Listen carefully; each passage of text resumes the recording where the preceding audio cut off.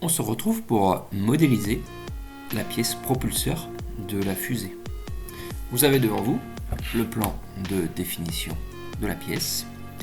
Je rappelle que le plan de définition de la pièce définit entièrement une pièce avec sa cotation. Vous avez aussi ouvert le logiciel SolidWorks, alors c'est parti. La pièce a une forme de révolution. Donc nous allons commencer par faire un axe de révolution dans SolidWorks et nous allons faire la demi-vue de face de la pièce.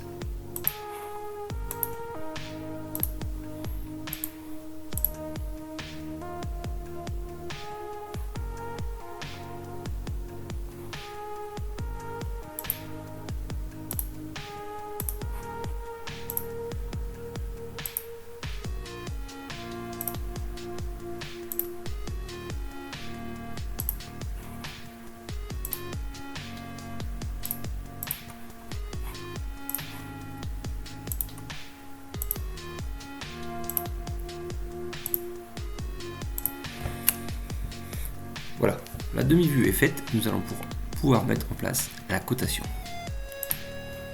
À savoir, la pièce a une longueur de 50.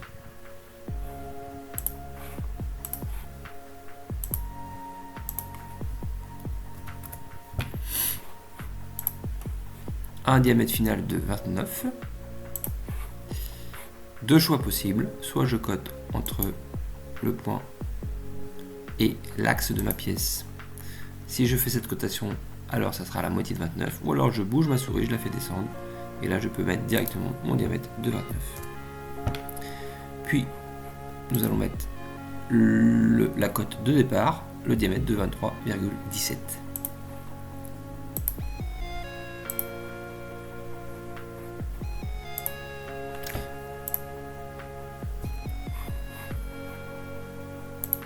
Bien cliquer sur le point et sur l'axe.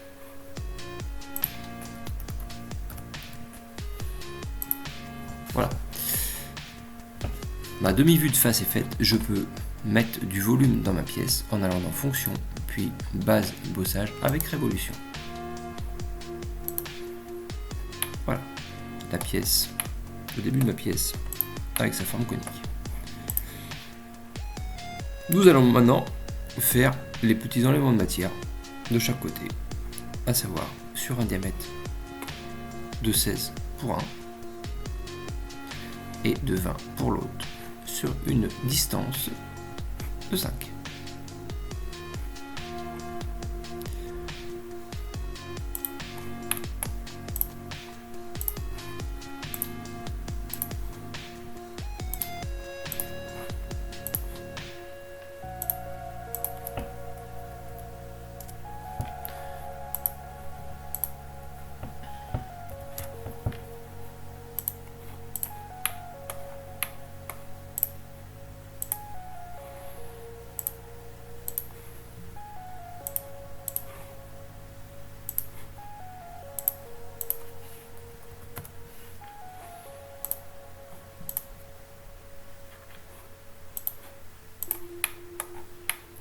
Voilà, les petits enlèvements de matière sont faits.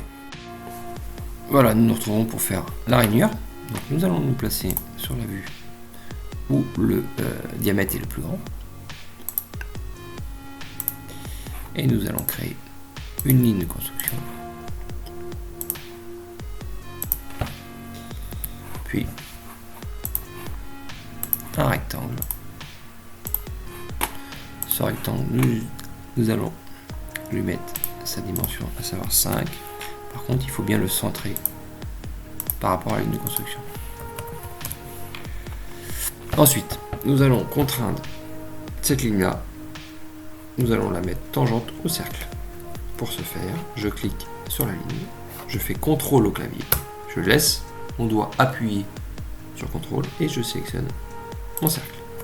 Puis je sélectionne tangente. Il ne me reste plus qu'à mettre la cote de la profondeur de la rainure, à savoir 10. Nous pouvons maintenant enlever la matière à travers tout. Voilà une rainure de fait. Nous allons définir maintenant un axe pour permettre de répéter ma rainure. Donc nous allons aller sélectionner tout simplement le cylindre intérieur, insertion, géométrie de référence, axe, et je valide. Mon axe apparaît dans l'arborescence. Je vais aller maintenant répéter ma fonction dans répétition circulaire. Dans direction, je vais sélectionner mon axe et je vais sélectionner ma rainure qui est l'enlèvement de matière 3. Je vais la répéter 3 fois de façon constante.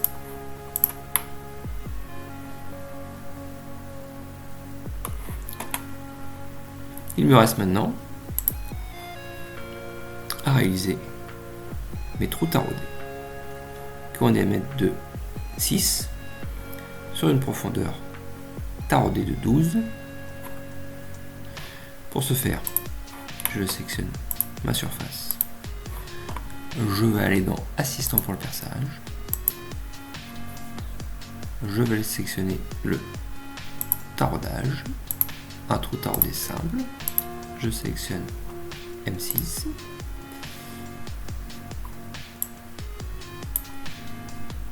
Sur une longueur filetée de 12, borne 17.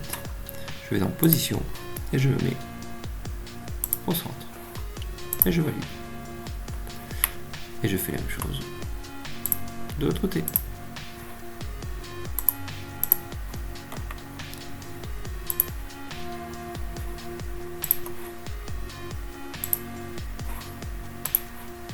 Voilà, ma pièce est terminée.